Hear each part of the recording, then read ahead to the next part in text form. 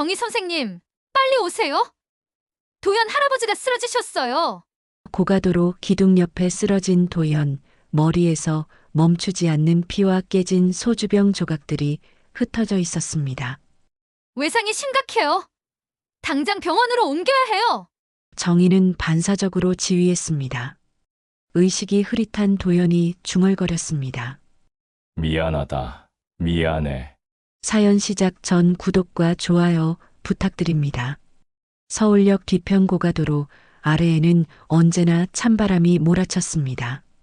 겨울이 오기 전의 바람은 늘 사람을 시험하듯 차가웠죠. 콘크리트 기둥들 사이로 불어오는 바람은 온갖 냄새를 섞어서 나르곤 했습니다. 음식물 쓰레기 냄새, 소변 냄새, 그리고 사람들의 채취까지 모든 것이 뒤섞인 공간이었어요. 이곳은 도시의 그늘진 곳이었습니다. 사람들이 외면하고 싶어하는 현실이 고스란히 드러나는 장소였죠. 하지만 누군가에게는 피할 수 없는 삶의 터전이기도 했습니다. 할아버지, 손 좀 보세요. 또 터지셨네요. 은회색 머리를 단정히 묶은 정희가 무료급식소 옆 임시 진료 텐트에서 붕대를 풀었습니다. 그녀의 목소리에는 따뜻함과 동시에 익숙함이 배어 있었어요. 이미 몇 번째 만남이었거든요. 정희는 올해 68, 은퇴한 간호사였습니다. 그녀의 손놀림은 여전히 능숙했어요. 수십 년간 병원 응급실에서 익힌 습관은 쉽게 사라지지 않았거든요. 상처를 보는 순간 어느 정도 깊이인지 어떤 치료가 필요한지 본능적으로 알 수 있었습니다. 피투성이 놓이는 말이 없었습니다. 얼굴은 멍과 상처로 뒤덮여 있었지만 눈빛만은 이상하리만치 또렷했죠. 마치 모든 것을 다 보고 있는 것 같은 눈이었습니다. 도현, 75살. 사람들은 그를 말없는 노숙자 노인이라 불렀어요. 정희는 도연의 손을 살펴보며 속으로 생각했습니다. 이 손, 정말 이상해요. 너무 곱네요. 손가락이 가늘고 길었고 굳은 살이 있을 법한 자리에는 오히려 부드러운 살결이 남아 있었거든요. 평생 거친 일을 해온 사람의 손이 아니었어요. 오히려 펜을 쥐고 서류에 사인을 하던 손 같았습니다. 이 상처, 어떻게 난 거예요? 정희가 조심스럽게 물었지만 도연은 대답하지 않았습니다. 그저 정희의 손길에 몸을 맡길 뿐이었어요. 하지만 그의 눈에는 고마움이 스쳐 지나갔습니다. 오랫동안 누군가의 따뜻한 손길을 받아본 적이 없었거든요. 정희도 묻지 않았습니다. 이곳에서는 누구든 각자의 사연이 있다는 걸 알고 있었으니까요. 그녀 자신도 그랬거든요. 정희는 1980년대와 90년대 병원이 전쟁터 같던 시절을 지나왔습니다. 응급실에서 밤낮 없이 뛰어다니며 생명을 살리는 일에 매진했어요. 하루에 15시간씩 근무하는 것도 다반사였죠. 그때는 젊음으로 버틸 수 있었습니다. 하지만 IMF 때 모든 것이 무너졌어요. 남편이 갑작스럽게 세상을 떠났거든요. 실직의 충격과 스트레스로 심장마비가 온 것이었습니다. 병원에서 일하던 정이었지만 자신의 남편은 구할 수 없었어요. 자식도 없이 혼자가 된 뒤부터 이곳 무료진료소에 나와 봉사하고 있었습니다. 여기서라도 누군가를 도울 수 있으니까. 정희에게는 이 일이 살아가는 이유가 되었어요. 도연의 하루는 단조로웠습니다. 새벽 5시면 어김없이 일어나 신문지를 주워 모았어요. 재활용센터에 가져가면 하루 용돈 정도는 벌 수 있었거든요. 점심때는 무료급식소에서 한 끼를 해결했고 오후에는 공원 벤치나 지하도에서 시간을 보냈습니다. 저녁은 그저 버티는 시간이었어요. 겨울이 오기 전까지는 공원 벤치에서, 겨울이면 지하도나 찜질방을 전전했거든요. 가끔은 경찰의 단속을 피해 이곳저곳 숨어 다니기도 했습니다. 사람은 이렇게도 살 수 있구나. 도연은 종종 이런 생각을 했습니다. 처음에는 분노가 있었어요. 억울함도 있었고 원망도 있었죠. 하지만 이제는 그마저도 무뎌졌습니다. 그의 내면은 평온했어요. 아니, 체념에 가까웠다고 하는 게 맞을 것 같네요. 과거는 접어둔 채 오늘만 버티는 삶을 살고 있었거든요. 내일 일은 내일 생각하고 오늘 하루만 견디면 된다고 스스로를 달랬습니다. 정의가 붕대를 감아주는 동안 도연은 가만히 앉아 있었습니다. 아픔을 내색하지도 않았고 신음소리도 내지 않았어요. 마치 고통에 익숙해진 것처럼 말이죠. 다만 그의 눈빛에는 무언가 깊은 것들이 스쳐 지나갔습니다. 긴 이야기를 품고 있는 것 같았어요. 다 됐습니다. 며칠은 물에 닿지 않게 조심하세요. 정의의 말에 도연이 고개를 끄덕였습니다. 그리고는 조용히 일어나 텐트 밖으로 나갔어요. 뒷모습이 어쩐지 쓸쓸해 보였습니다. 하지만 동시에 어떤 품격 같은 것이 느껴지기도 했어요. 해가 서산으로 기울어가고 있었습니다. 서울역 주변은 퇴근길 사람들로 북적였지만 고가도로 아래는 여전히 적막했어요. 두 사람만의 작은 세계 같았습니다. 이날까지는 아무도 몰랐습니다. 이 말 없는 노숙자 노인이 한때 대한민국 재계를 뒤흔들던 대기업 회장이었다는 사실을요. 사건은 갑작스럽게 일어났습니다. 새벽 2시 정희의 휴대폰이 요란하게 울렸어요. 무료급식소에서 봉사하는 김 씨 아주머니의 다급한 목소리가 들려왔습니다. 정희 선생님, 빨리 오세요. 그 할아버지가, 도연 할아버지가 쓰러지셨어요. 정희는 잠옷 위에 겉옷만 걸치고 뛰어나갔습니다. 새벽 공기는 차가웠지만 그녀의 등에는 식은땀이 흘렀어요. 서울역까지 가는 내내 가슴이 두근거렸습니다. 현장에 도착했을 때 도연은 고가도로 기둥 옆에 쓰러진 채 발견됐어요. 머리에서 피가 멈추지 않았습니다. 주변에는 깨진 소주병 조각들이 흩어져 있었고 그의 낡은 가방도 뒤져진 상태였죠. 외상이 심각해요. 당장 병원으로 옮겨야 해요. 정희는 반사적으로 지휘했습니다. 간호사로서의 본능이 되살아났어요. 주변 사람들이 우왕좌왕할 때 그녀만큼은 침착했습니다. 응급처치를 하며 119에 신고했고 구급차가 올 때까지 도연의 상태를 살폈어요. 도연의 의식은 흐릿했습니다. 눈꺼풀이 무겁게 감겼다 떠졌다를 반복했고 입술에서는 중얼거리는 소리만 새어나왔어요. 미안하다. 미안해. 같은 말들이었습니다. 구급차 안에서 정희는 도연의 손을 잡았어요. 차가운 손이었지만 미약하게나마 맥박이 뛰고 있었습니다. 살아계세요. 포기하지 마세요. 정희는 속으로 간절히 빌었어요. 응급실에 도착한 후 의료진들이 분주하게 움직였습니다. 정희는 보호자 역할을 맡았어요. 다른 가족이 없었거든요. 의사는 머리 외상이 심각하다며 수술이 필요할지도 모른다고 했습니다. 환자분 신원 확인이 필요한데요. 주민등록번호나 신분증이 있나요? 간호사의 질문에 정희는 도연의 가방을 뒤졌습니다.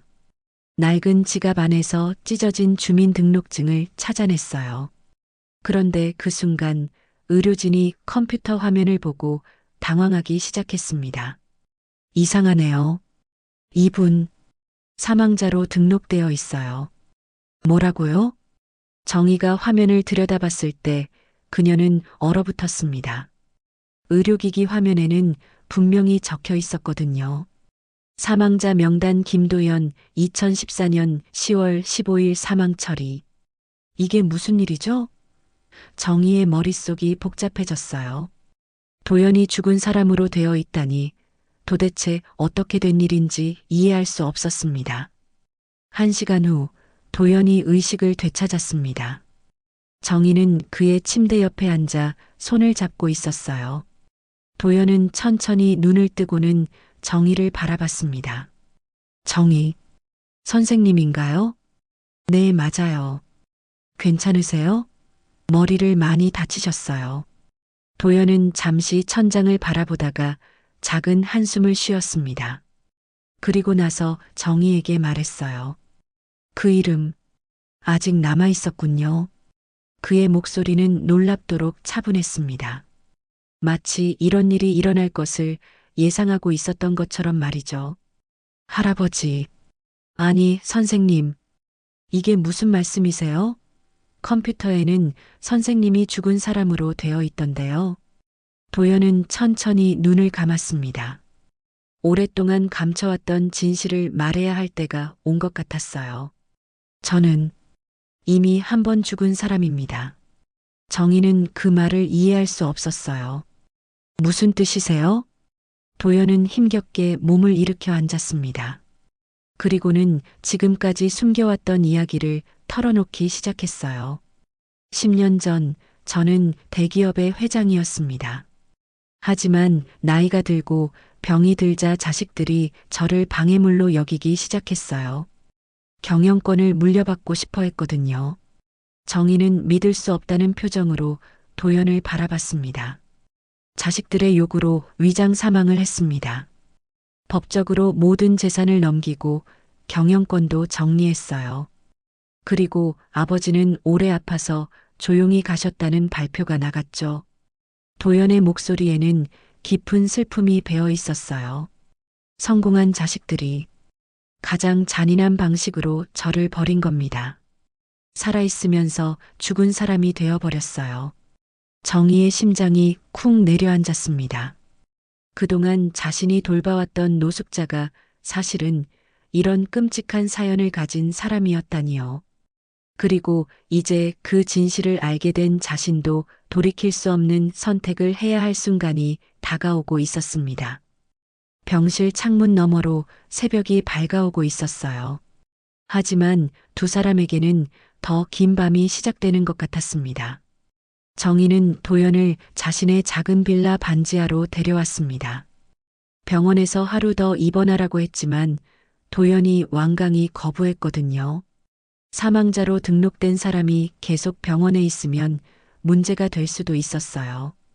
왜 저한테 말씀하신 거예요? 정희가 따뜻한 죽을 끓이며 물었습니다. 도연은 소파에 기대어 앉아 창밖을 바라보고 있었어요.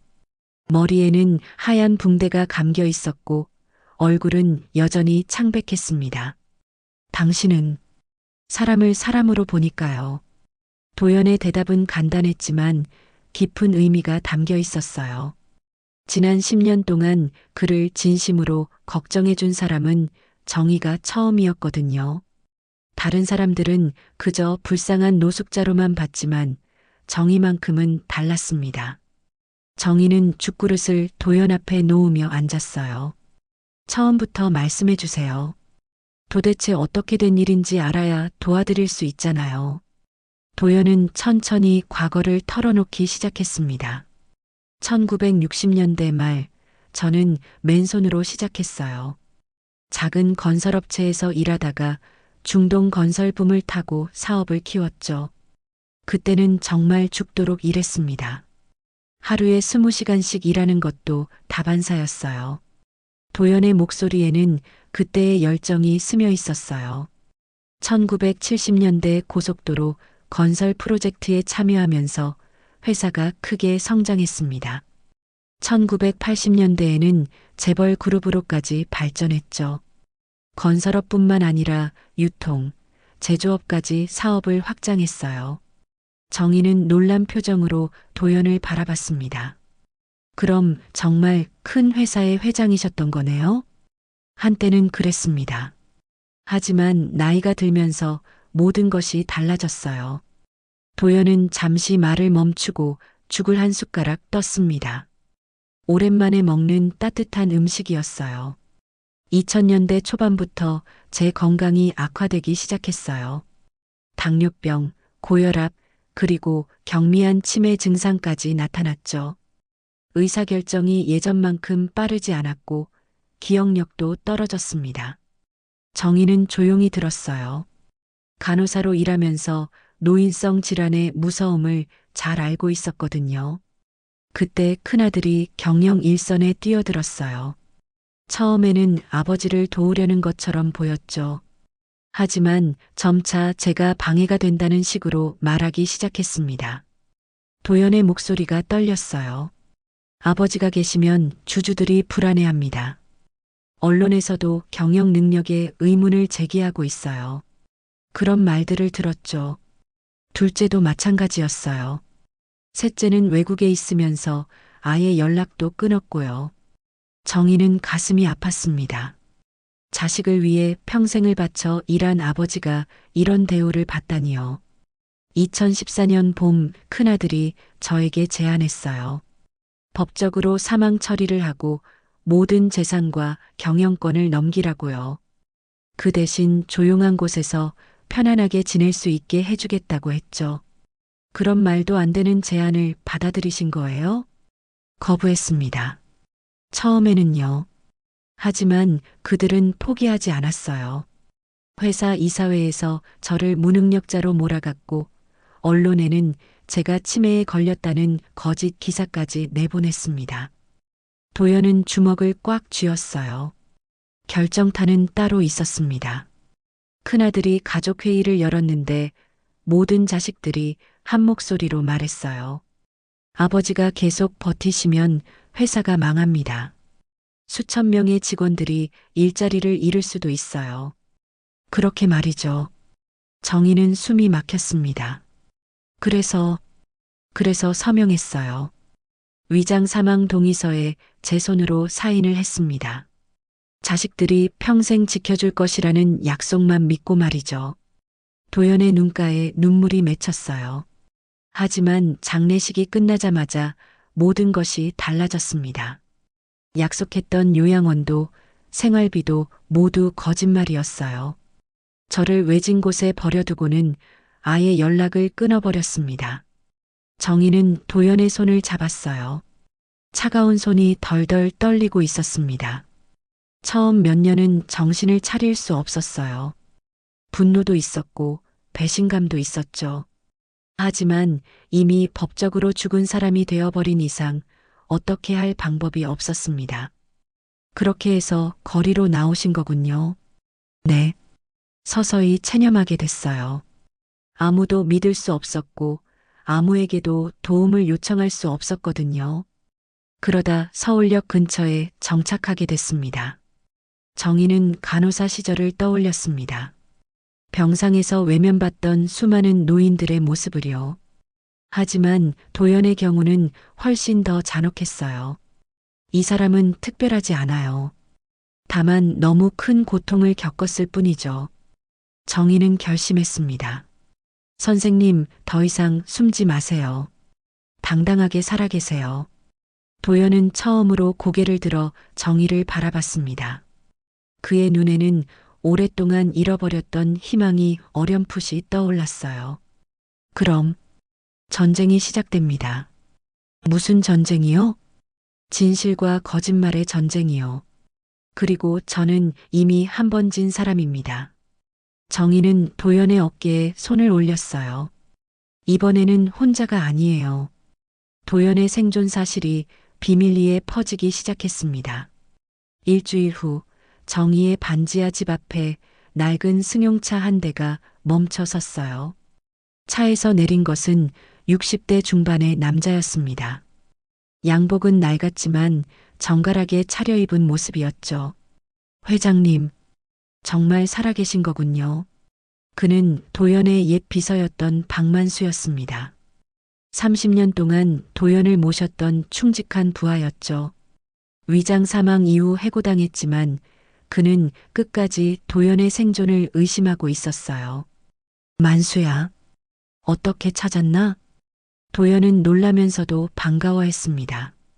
오랜만에 만나는 옛 동료였거든요.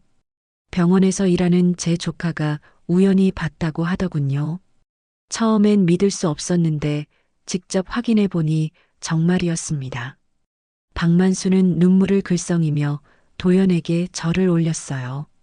하지만 박만수만 알게 된 것은 아니었습니다. 도연의 옛 운전기사였던 최 기사도 소문을 듣고 찾아왔어요. 그리고 예전에 회사에서 일했던 몇몇 직원들도 하나둘씩 나타나기 시작했습니다. 문제는 이런 움직임이 도연의 가족들에게도 전해졌다는 점이었어요. 아버지가 그 인간이 살아있다고요? 큰아들 김진우는 비서로부터 보고를 받고 크게 당황했습니다. 10년 전 위장 사망을 주도했던 장본인이었거든요. 현재는 그룹의 회장 자리를 물려받아 경영하고 있었어요. 확실합니까? 정말 우리 아버지가 맞나요? 네, 조사해 본 결과 틀림없습니다. 서울역 근처에서 노숙자 생활을 하고 있었고, 최근에 한 간호사가 보호하고 있는 것 같습니다. 김진우는 책상을 주먹으로 내리쳤어요. 어떻게 이런 일이 일어날 수 있어요? 그는 즉시 변호사와 긴급회의를 소집했습니다. 10년 전 위장 사망이 법적으로 완벽하게 처리되었는지 다시 한번 확인해야 했거든요.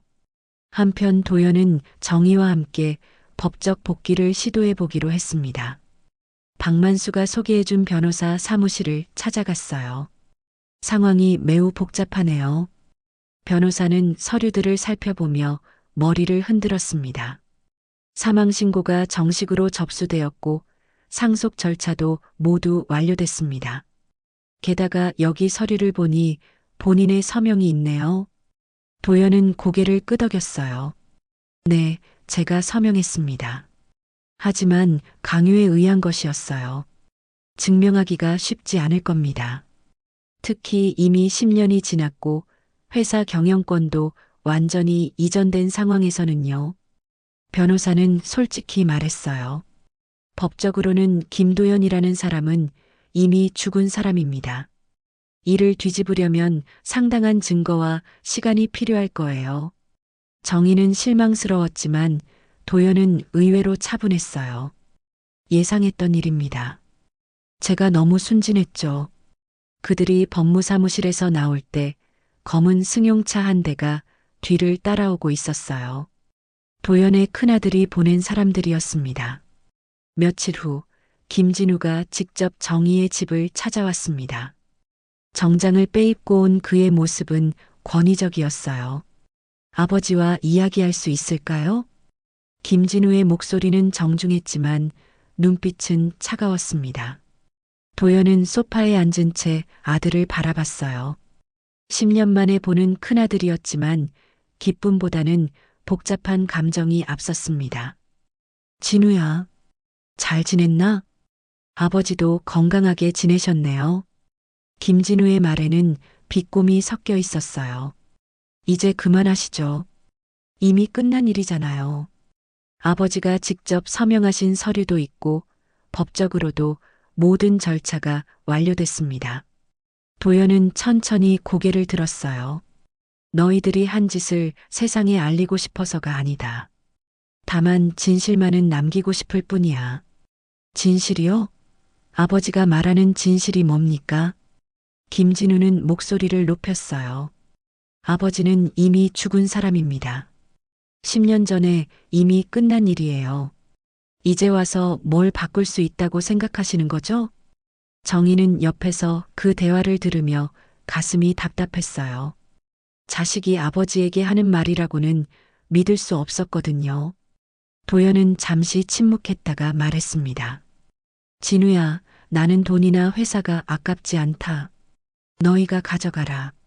다만 내가 살아있다는 것만은 숨기고 싶지 않구나. 그럴 순 없어요.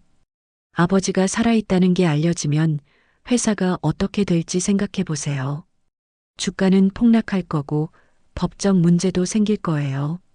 수많은 직원들이 피해를 입습니다. 김진우는 회사를 방패막이로 삼았어요.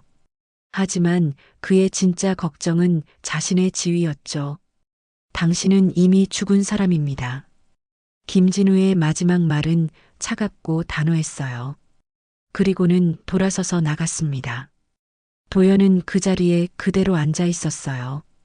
아들의 차가운 말들이 가슴에 비수처럼 꽂혔습니다. 정희는 조용히 도연의 옆에 앉아 어깨에 손을 올렸어요. 괜찮으세요? 도연은 고개를 저었습니다. 괜찮을 리가 없었거든요. 하지만 이제는 후퇴할 곳도 없었어요. 밤이 깊어가는데도 도연은 잠들지 못했습니다.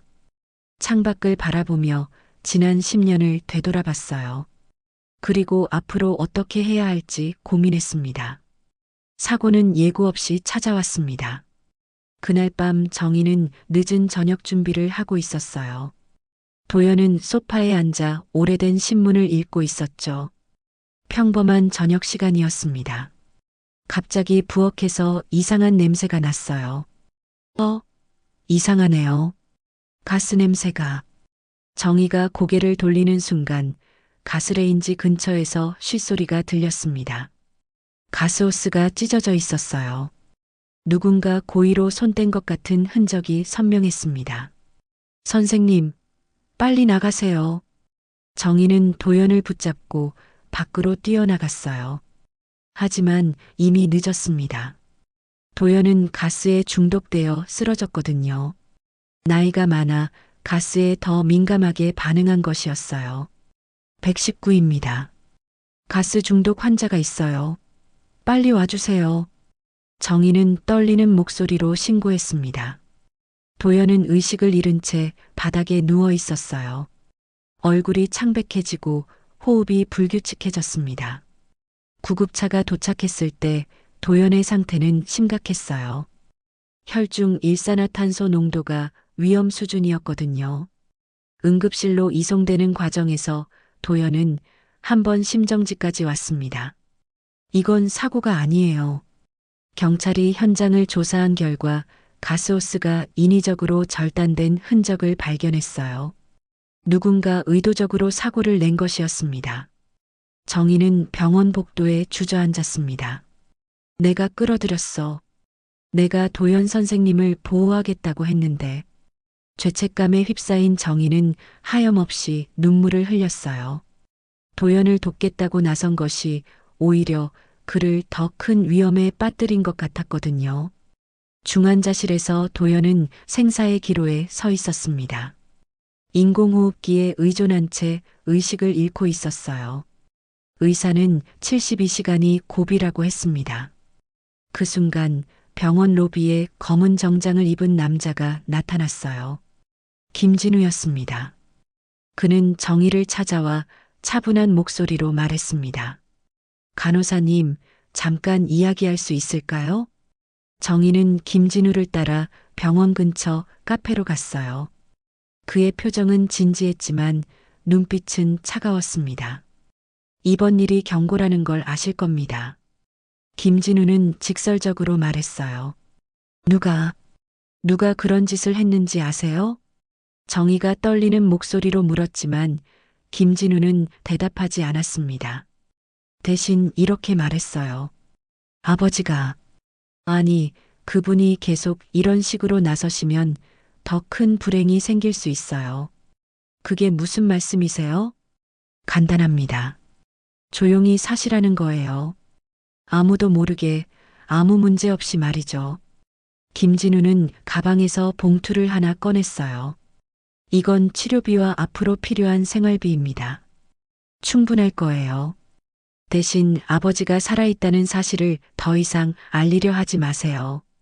정희는 봉투를 밀어냈습니다. 돈으로 해결될 일이 아니에요. 그럼 어떻게 하시겠어요? 계속 이런 위험한 일들이 반복될 텐데 말이죠. 김진우의 말에는 협박이 섞여 있었어요. 정희가 중환자실로 돌아왔을 때 놀랍게도 도연이 깨어나 있었습니다. 의식을 되찾은 것이었어요. 하지만 그의 얼굴은 더욱 창백해져 있었습니다. 선생님, 괜찮으세요? 정희가 다가가자 도연은 힘겹게 고개를 끄덕였어요. 정희. 선생님. 네, 여기 있어요. 미안합니다. 당신까지 위험에 빠뜨렸네요. 도연의 목소리는 가늘었어요. 그때 병실 문이 열리며 김진우가 들어왔습니다. 정희는 본능적으로 도연을 보호하려 했지만 김진우는 의외로 차분했어요. 아버지. 아니, 김도연 씨. 김진우는 도연을 낮춰 부르며 침대 곁으로 다가왔습니다. 이제 그만하시죠. 더 이상은 안 됩니다. 무슨 뜻이냐? 도연은 힘겹게 말했어요. 편하게 가세요. 조용히 평화롭게 말이에요. 김진우의 말은 정중했지만 그 속에 담긴 의미는 섬뜩했습니다. 당신은 이미 죽은 사람입니다. 계속 살아있으려 하면 주변 사람들만 다치게 돼요. 김진우는 정희를 쳐다봤어요. 이분처럼 말이죠. 정희는 소름이 돋았습니다. 이것은 명백한 협박이었어요. 도연은 그 말을 들은 채로 천천히 눈을 감았습니다. 가스 중독의 후유증과 충격으로 다시 의식을 잃어가고 있었어요. 아버지. 정희가 다급하게 불렀지만 도연은 응답하지 않았습니다. 의료진이 뛰어들어왔고 병실은 순식간에 응급 상황이 됐어요. 심전도 기계에서 삐소리가 계속 울렸습니다. 김진우는 그 모습을 차갑게 바라보다가 조용히 병실을 나갔어요. 마치 자신이 원하던 결과를 얻은 것처럼 말이죠. 정희는 복도에서 주저앉았습니다. 모든 것이 끝나가는 것 같았어요. 도연을 살리려던 노력들이 오히려 그를 더 큰 절망으로 몰아넣은 것 같았거든요. 내가 뭘 한 거지? 정희는 자책감에 휩싸였습니다. 선의로 시작한 일이 이런 결과를 가져올 줄은 꿈에도 몰랐어요. 병실 안에서는 의료진들이 필사적으로 도연을 살리려 노력하고 있었습니다. 하지만 도연의 의지마저 꺾여버린 상황에서 의학적 치료만으로는 한계가 있었어요. 모든 것이 끝난 듯 보였습니다. 정희는 도연의 물건들을 정리하며 눈물을 훔쳤습니다. 의사는 도연이 언제 깨어날지 모른다고 했어요. 가스 중독의 후유증으로 뇌 손상이 있을 수도 있다고 했죠. 낡은 가방 속에서 정희는 오래된 물건들을 발견했습니다. 달아해진 지갑, 색이 바랜 사진들, 그리고 작은 카세트 테이프 하나가 들어 있었어요. 이게 뭐지? 정희는 테이프를 꺼내 들었습니다. 겉면에는 흘려 쓴 글씨로 가족에게라고 적혀 있었어요. 날짜는 1995년 12월 25일이었습니다. 정희는 오래된 라디오를 찾아 테이프를 넣었습니다. 잡음이 섞인 목소리가 흘러나왔어요. 젊은 시절 도연의 목소리였습니다. 진우야, 현수야, 미영아. 아빠가 너희들에게 남기는 말이다. 정희는 숨을 죽이고 들었어요. 오늘은 1995년 크리스마스다. 진우는 대학교 1학년이고 현수는 고등학교 3학년, 미영이는 중학교 2학년이구나. 너희들이 다 컸네. 도연의 목소리에는 자식들에 대한 사랑이 가득했어요. 아빠는 요즘 회사 일로 바빠서 너희들과 많은 시간을 보내지 못했구나. 미안하다. 하지만 모든 게 너희들을 위해서라는 걸 알아주었으면 좋겠어. 테이프는 계속 이어졌습니다. 만약 이 테이프를 듣는다면 아빠는 이미 너희들에게 버려졌거나 세상을 떠났겠지. 그래도 괜찮다. 아빠가 너희들을 얼마나 사랑했는지만 기억해주면 된다. 정희의 눈에서 눈물이 흘러내렸어요. 아빠가 제일 걱정되는 건 너희들이 돈 때문에 싸우는 거다. 돈은 없어도 살 수 있지만 가족은 잃으면 다시 찾을 수 없단다. 서로 사랑하고 도우며 살아라. 테이프가 끊어지는 소리가 났다가 다시 이어졌어요. 1997년 추가 녹음이다. 오늘 진우가 대학을 졸업했구나. 정말 자랑스럽다. 하지만 요즘 진우 눈빛이 예전 같지 않아. 너무 야심이 커진 것 같아서 걱정이야.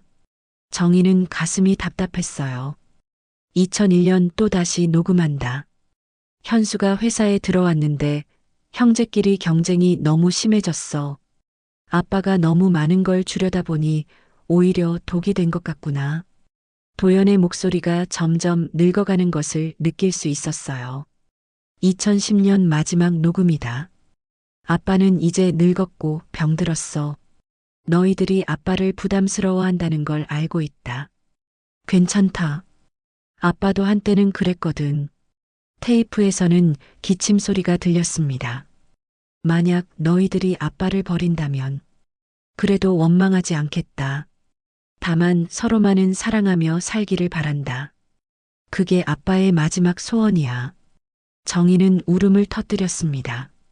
이 사람은 이미 모든 걸 알고 있었어요.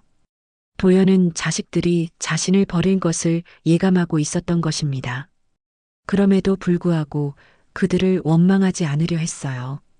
정희는 결심했습니다.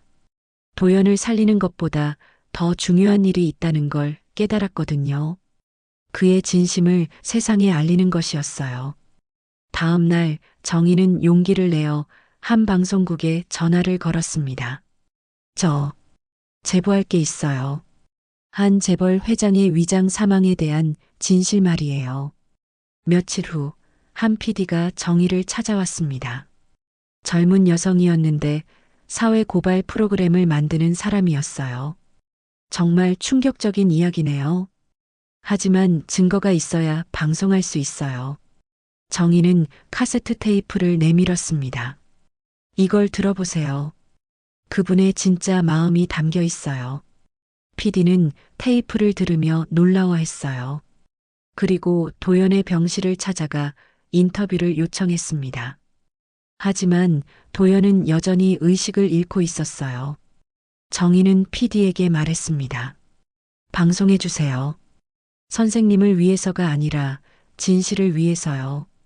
그 무렵 도연이 깨어났습니다. 일주일 만에 의식을 되찾은 것이었어요. 하지만 그의 얼굴은 여전히 창백했고 목소리는 더욱 약해져 있었습니다. 정희, 선생님, 네, 여기 있어요. 괜찮으세요? 도연은 천천히 고개를 끄덕였어요.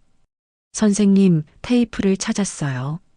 정희가 카세트 테이프를 보여주자 도연의 눈이 커졌습니다. 아직 남아 있었군요. 이 테이프를 방송에 내보내려고 해요. 선생님의 진심을 사람들에게 알리고 싶어요. 도연은 잠시 생각했습니다. 그리고 나서 정희의 손을 잡았어요. 고맙습니다. 하지만 저는 더 이상 싸우고 싶지 않아요. 무슨 말씀이세요? 정희 선생님, 저를 살리려 하지 마세요. 대신 제 삶을 증언해 주세요. 도연의 목소리는 담담했어요. 저는 이미 충분히 살았어요. 이제는 평화롭게 보내고 싶습니다. 정희는 눈물이 났지만 도연의 뜻을 이해했어요. 알겠어요. 선생님의 이야기를 세상에 남기겠어요. 제대로 된 이야기를요. 도연은 처음으로 편안한 표정을 지었습니다. 그리고 조용히 눈물을 흘렸어요. 오랜만에 흘리는 눈물이었습니다. 선생님, 저 때문에 고생하셨죠? 아니에요. 선생님을 만난 게 제 인생에서 가장 의미 있는 일이었어요. 정희는 진심으로 말했어요. 도연을 통해 자신도 많이 배웠거든요. 진정한 품격이 무엇인지, 용서가 얼마나 어려운 일인지를 말이에요. 병실 창문 너머로 석양이 지고 있었습니다. 두 사람은 조용히 그 모습을 바라봤어요. 내일이면 세상이 진실을 알게 될 것이었습니다. 방송이 나간 것은 화요일 저녁 9시였습니다. 시청자 여러분, 오늘 저희가 전해드릴 이야기는 충격적입니다. 한 대기업 회장의 위장 사망과 10년간의 은밀한 진실을 공개합니다. PD 김소영이 진행하는 탐사보도 프로그램 진실의 문이었어요. 화면에는 서울역 뒤편의 모습이 나왔습니다. 이곳에서 10년간 노숙자로 살아온 한 노인이 있습니다. 그런데 이분의 정체는 우리가 알고 있던 것과 전혀 달랐습니다. 화면이 바뀌며 1990년대 신문 기사들이 나왔어요. 젊은 시절 도연의 모습이 담긴 사진들이었습니다. 김도현, 한때 대한민국 재계를 주름잡던 거대 기업의 창업주였습니다. 하지만 2014년 공식적으로 사망 발표가 났죠. 정의의 인터뷰가 시작됐습니다. 처음에는 그냥 아픈 할아버지라고 생각했어요. 하지만 시간이 지나면서 뭔가 다르다는 걸 느꼈죠. 손도 너무 고왔고 말씨도 품격이 있었거든요. 카메라는 병실에 도연을 비췄습니다. 얼굴에는 모자이크 처리가 되어 있었지만 그의 목소리는 또렷했어요. 저는 제 자식들에 의해 죽은 사람이 됐습니다. 법적으로도 사회적으로도 말이죠. 도연의 증언이 이어졌습니다. 경영권 승계 과정에서 제가 방해가 된다고 판단했나 봅니다. 위장 사망을 요구했고 저는 그 요구를 받아들였어요. 화면에는 1995년 녹음된 카세트 테이프의 내용이 자막으로 나왔습니다. 만약 이 테이프를 듣는다면 아빠는 이미 너희들에게 버려졌거나 세상을 떠났겠지. 시청자들은 충격을 받았어요. SNS에는 관련 게시글들이 폭증하기 시작했습니다. 이게 말이 돼? 자식들이 아버지를 죽은 사람으로 만들다니. 진짜면 너무 잔혹한데. 하지만 반응은 엇갈렸습니다. 회사 경영을 위해서는 어쩔 수 없는 선택 아닌가?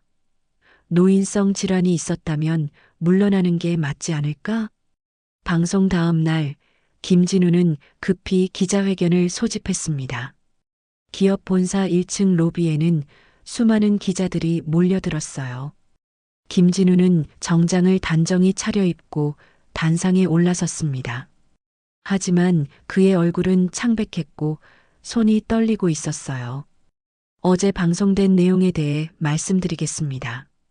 김진우의 목소리는 떨렸습니다. 우선 저희 가족의 사적인 일이 이런 식으로 공개된 것에 대해 유감스럽게 생각합니다. 기자들의 질문이 쏟아졌어요. 정말로 아버지를 위장 사망시킨 게 맞습니까? 10년간 연락을 끊고 지낸 이유는 뭔가요? 김진우는 땀을 흘리며 대답했습니다. 아버지의 건강 상태가 악화되면서 회사 경영에 어려움이 있었던 것은 사실입니다. 하지만 결코 아버지를 버린 것이 아닙니다. 그럼 지금까지 왜 연락하지 않으셨나요? 그건 김진우는 말을 잇지 못했어요. 거짓말을 계속할 수 없었거든요. 결국 그는 무너졌습니다. 죄송합니다. 정말 죄송합니다. 김진우는 단상에서 고개를 숙였어요. 그때는 회사가 먼저였습니다. 수많은 직원들의 생계가 걸린 일이라고 생각했어요. 아버지께서 계속 경영하시면 회사가 위험해질 수 있었거든요. 기자들은 더욱 거세게 질문했습니다. 그래서 아버지를 죽은 사람으로 만든 거예요? 10년간 거리에서 고생하시는 걸 알고도 모른 척 했나요? 김진우는 더 이상 변명할 수 없었어요. 제가 잘못했습니다. 아버지께 용서를 구하고 싶습니다. 그의 목소리는 울먹임으로 가득했어요. 한편 회사 주가는 폭락하기 시작했습니다. 투자자들은 경영진에 대한 신뢰를 잃었고 협력업체들도 거래 중단을 검토하기 시작했어요. 하지만 도연은 화면에 직접 나오지 않았습니다. 정의가 대신 인터뷰에 응했어요. 선생님은 복수나 재산을 원하지 않으세요. 다만 자신이 살아있다는 것, 그리고 자식들을 여전히 사랑한다는 것을 알리고 싶어 하세요. 정의의 말에 많은 시청자들이 눈물을 흘렸습니다. 그분은 회장이기 전에 한 사람이에요. 누군가의 아버지이고 지금은 혼자 남겨진 노인일 뿐이에요. 여론은 점차 도연에게 동정적으로 변했습니다. 특히 노인층의 반응이 뜨거웠어요. 자신들도 언젠가는 겪을 수 있는 일이라고 생각했거든요. 반면 일부에서는 기업 경영의 현실적 측면을 이해한다는 목소리도 있었습니다. 가족 기업의 승계 과정에서는 이런 일들이 종종 일어난다는 것이었죠. 방송 일주일 후 김진우는 회장직에서 물러나겠다고 발표했습니다. 그리고 아버지를 찾아뵙고 용서를 구하고 싶다고 했어요. 하지만 정희는 단호했습니다. 아직은 안 돼요. 선생님이 준비되지 않으셨어요. 도연은 여전히 복잡한 심경이었거든요. 자식들을 용서하고 싶은 마음과 배신감 사이에서 갈등하고 있었어요. 진실이 공개된 후 도연의 삶은 조금씩 변하기 시작했습니다. 예전 직원들이 찾아와 안부를 물었고 시민들도 격려의 편지를 보내왔어요. 하지만 도연에게 가장 중요한 것은 정의의 존재였습니다. 그녀만이 도연을 있는 그대로 받아들여 주었거든요. 정희 선생님, 고맙습니다. 당신이 아니었다면 저는 그냥 잊혀졌을 거예요. 선생님도 저에게 많은 걸 가르쳐 주셨어요. 진정한 품격이 무엇인지 말이에요. 두 사람은 서로를 통해 새로운 의미를 찾아가고 있었습니다. 세상의 관심과는 별개로 조용하지만 깊은 동행이 시작되고 있었어요. 봄이 왔습니다. 서울역 근처 작은 공원에는 개나리가 피기 시작했어요. 겨우내 꽁꽁 얼었던 땅에서 새싹이 돋아나고 있었습니다. 도연은 휠체어에 앉아 그 모습을 바라보고 있었어요. 여기 생각보다 따뜻하네요. 도연의 목소리에는 평온함이 배어 있었습니다. 가스 중독 후유증으로 다리에 힘이 없어져 휠체어를 타게 됐지만 그의 마음은 오히려 편안해졌어요. 정희가 옆에 앉으며 웃었습니다. 이제야 진짜 봄이잖아요. 지난 몇 달 동안 많은 일들이 있었어요. 방송 이후 세상에 관심이 쏟아졌지만 도연은 더 이상의 인터뷰나 만남을 거절했습니다. 조용히 지내고 싶다고 했거든요. 김진우를 비롯한 자식들은 여러 차례 만남을 요청했어요. 하지만 도연은 아직 준비가 되지 않았다며 거절했습니다. 용서는 시간이 필요한 일이었거든요. 선생님, 오늘 좋은 소식이 있어요. 정희가 서류 봉투를 꺼냈습니다. 드디어 법적 복권이 완료됐어요. 이제 공식적으로 살아계신 분이 돼요. 도연은 고개를 끄덕였어요. 하지만 표정은 덤덤했습니다. 이름이 돌아온다고 해서 달라지는 건 없어요. 중요한 건 따로 있죠. 정희는 도연의 말뜻을 알고 있었어요. 그에게 진정한 회복은 법적 지위가 아니라 마음의 평화였거든요. 그런데 또 다른 소식도 있어요. 정희는 다른 서류를 내밀었습니다. 재단 설립이 승인됐어요. 도연은 지난달 결정을 내렸어요. 자신이 받을 수 있는 모든 재산을 사회에 환원하기로 한 것이었습니다. 노숙자와 소외계층을 위한 재단을 만들기로 했거든요. 이름은 어떻게 할 거예요? 김도현 재단은 너무 거창하죠. 그냥 따뜻한 손길 재단이면 어떨까요? 정희는 그 이름이 마음에 들었어요. 도연 자신이 받았던 따뜻한 손길을 다른 사람들에게도 전하고 싶어 하는 마음이 담겨 있었거든요. 선생님, 이름은 남기지 않으실 거예요? 이름을 남기면 또 다른 욕심이 생길 거예요. 익명이 좋아요. 도연은 진심으로 말했어요. 명예나 인정보다는 실질적인 도움이 되고 싶었거든요. 몇 주 후 재단의 첫 번째 사업이 시작됐습니다. 서울역 근처에 노숙자들을 위한 쉼터와 의료센터가 문을 열었어요. 정희가 센터장을 맡았습니다. 정희 선생님, 너무 고생시키는 건 아닌가요? 도연이 걱정스럽게 물었지만 정희는 고개를 저었어요. 이게 제가 하고 싶었던 일이에요. 선생님 덕분에 진짜 의미를 찾았거든요. 센터에는 매일 많은 사람들이 찾아왔어요. 아픈 사람들을 치료하고 잠자리를 제공하고 따뜻한 음식을 나누었습니다. 도연은 가끔 휠체어를 타고 센터를 둘러봤어요. 여기 오시는 분들이 저와 같은 마음일 거예요. 세상에 버림받았다는 느낌 말이죠. 도연은 자신의 경험을 바탕으로 사람들을 이해할 수 있었어요. 그러던 어느 날 예상치 못한 방문객이 찾아왔습니다. 김진우였어요. 아버지를 만나달라고 몇 번을 부탁했지만 거절당했던 큰아들이었죠. 아버지. 김진우는 공원에서 도연을 마주하고는 말을 잇지 못했어요. 아버지는 많이 늙어 보였고 휠체어에 의존하고 있었거든요. 진우야. 도연은 차분하게 아들을 불렀습니다. 잘 지내냐? 아버지. 정말 죄송합니다. 김진우는 무릎을 꿇고 울기 시작했어요. 아버지를 그렇게 대한 게 평생 후회하고 있어요. 용서해 주세요. 도연은 한참 동안 아들을 바라봤습니다. 분노나 원망은 더 이상 느껴지지 않았어요. 다만 안쓰러움만 있을 뿐이었죠. 일어나거라.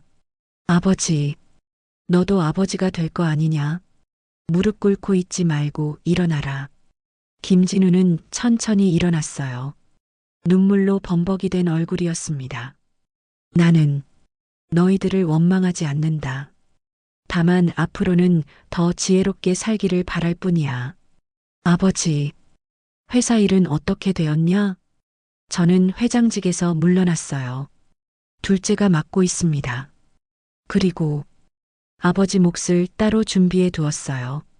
도연은 고개를 저었어요. 필요 없다. 나는 이미 충분히 가졌어. 그게 무슨 정희 선생님이 있잖아. 그분이면 충분해.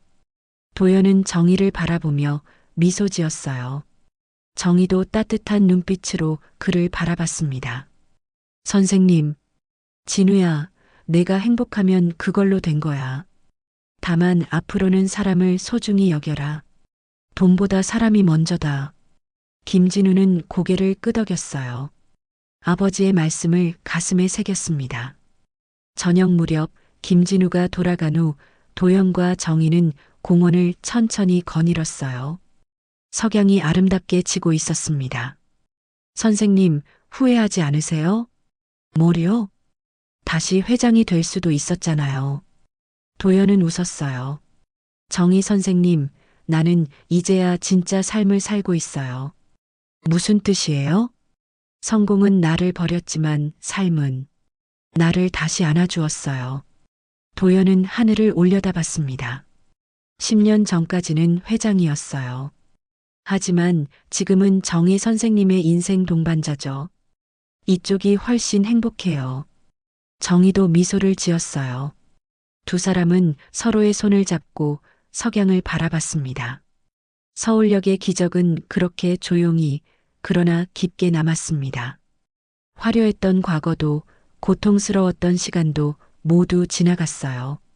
남은 것은 진짜 사람들, 진짜 사랑이었습니다. 공원 벤치에 앉아 노을을 바라보는 두 사람의 모습은 평범했지만 아름다웠어요. 늦게 찾아온 행복이었지만 그래서 더욱 소중했습니다. 사연 시작 전 구독과 좋아요 부탁드립니다.